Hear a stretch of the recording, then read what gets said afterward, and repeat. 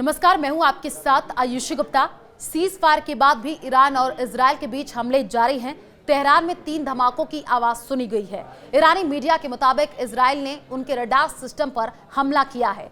लंबे समय से लड़ रहे ईरान और इजरायल कि ट्रंप की तरफ से ये कहा गया। अमेरिकी राष्ट्रपति डोनाल्ड ट्रंप ने ये कहा है, ईरान और इजरायल इतने लंबे समय से लड़ रहे हैं। उन्होंने कहा कि दोनों देशों को पता ही नहीं कि वो क्या कर रहे हैं।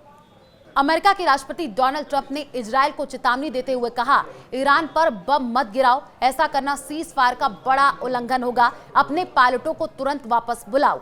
यूएस की चेतावनी, इजरायल पायलटों को तुरंत बुलाओ।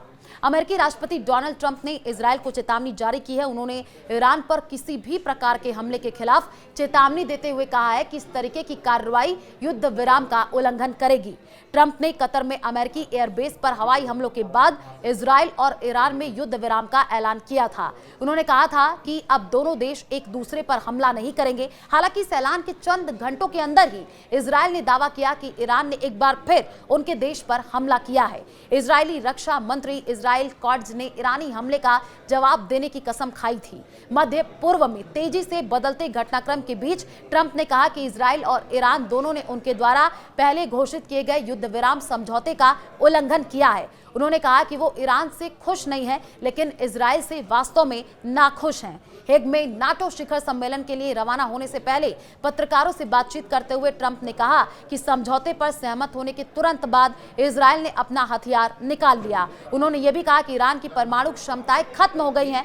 डोनाल्ड ट्रंप ने इजरायल से ईरान पर बम न गिराने और अपने पायलटों को वापस घर लाने को कहा। उन्होंने कहा, इजरायल वे बम मत गिराओ, अगर तुम ऐसा करते हो तो ये एक बड़ा उल्लंघन है। अपने पायलटों को अभी वापस घर ले आओ।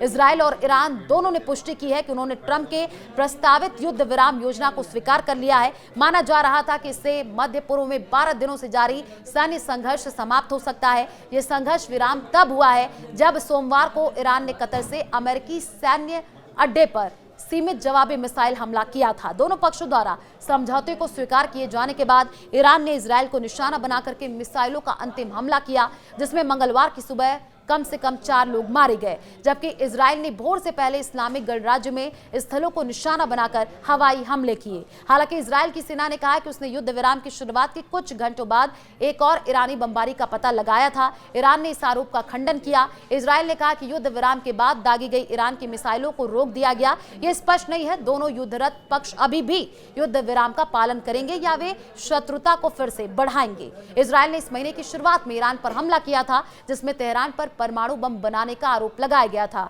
इसने लगातार ईरानी परमाणु स्थलों पर हमला किया और उसके कई परमाणु वैज्ञानिकों को मार डाला। हालांकि ईरान का दावा है कि उसका परमाणु कार्यक्रम पूरी तरीके से शांतिपूर्ण है।